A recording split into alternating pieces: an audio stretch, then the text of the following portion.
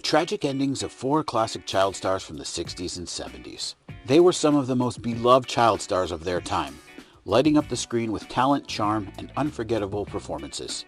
But behind the Hollywood spotlight, for many of them, their lives took heartbreaking turns. From the Partridge Family's David Cassidy to Oliver star Jack Wilde, these young actors faced struggles that led to tragic endings. What went wrong, and how did fame play a role in their downfall? Stay tuned as we uncover the heartbreaking stories of these classic child stars from the 60s and 70s. Number 1. Wonderful little girl who plays Buffy in The Family Affair, Anissa Jones.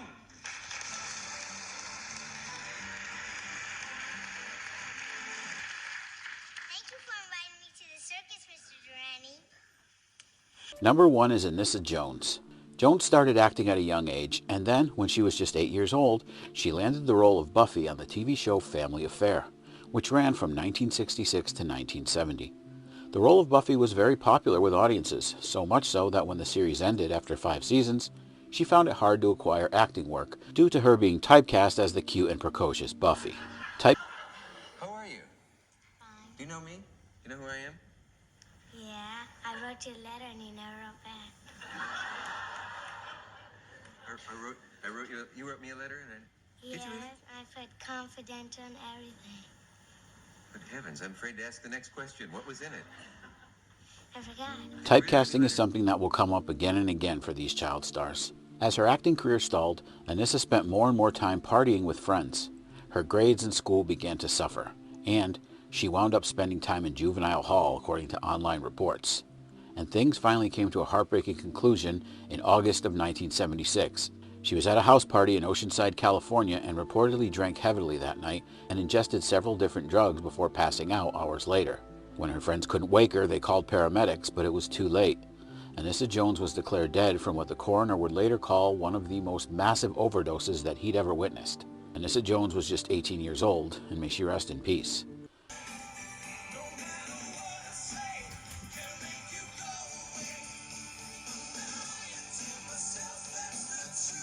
Number 2 is David Cassidy, perhaps the most popular young performer of the 70s. Now, about a year before his death, and after collapsing during a live performance, David Cassidy announced his retirement from touring, telling the world that he was actually battling dementia. It turns out this was a lie that Cassidy himself owned up to in a documentary filmed during the final year of his life. In that documentary, titled David Cassidy to the Last Session, the 70s teen idol said that he was suffering from the lifelong effects of alcoholism. And he said it was alcohol poisoning that caused his collapse on stage, as well as the reason for his cognitive issues at the time.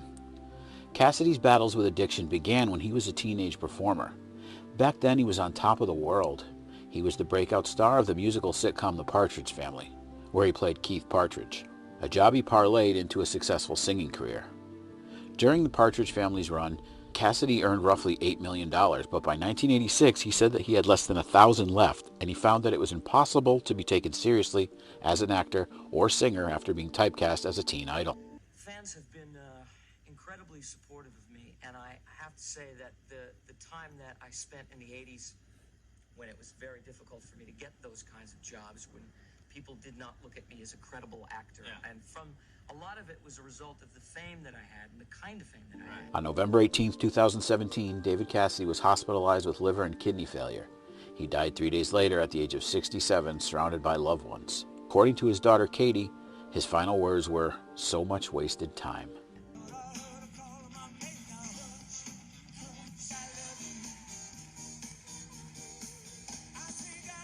Next is Matthew Garber. As a young actor, Matthew Garber was best known for playing Michael Banks in Mary Poppins. No war. That's the part I put in. Play games, all sorts. He also starred in 2 other Disney films, The 3 Lives of Thomasina and The Great No-Mobile.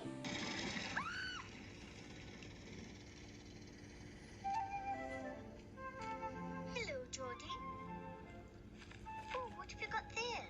I found him down by the loch. I think his leg's broken. He can't hop or swim or anything.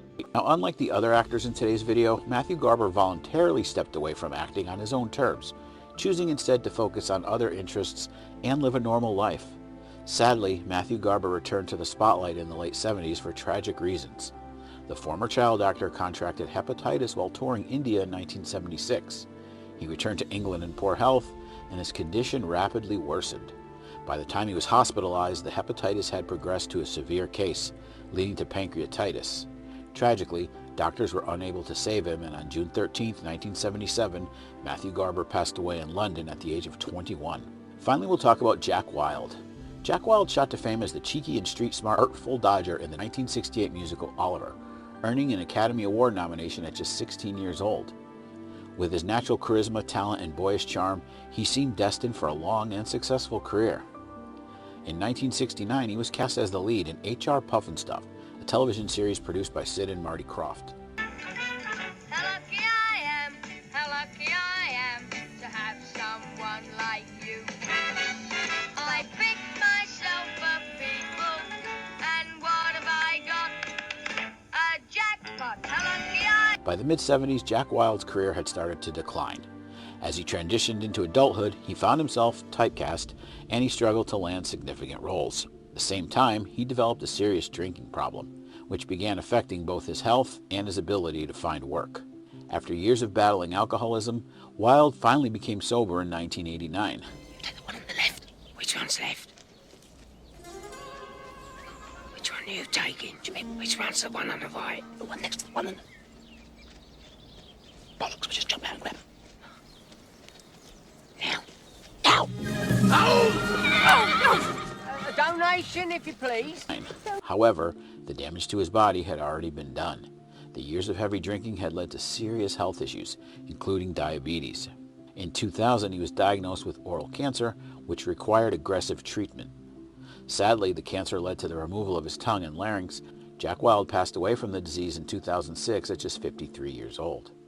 The stories of Jack Wilde, David Cassidy, Anissa Jones, and Matthew Garber serve as poignant reminders of the challenges that can accompany early fame.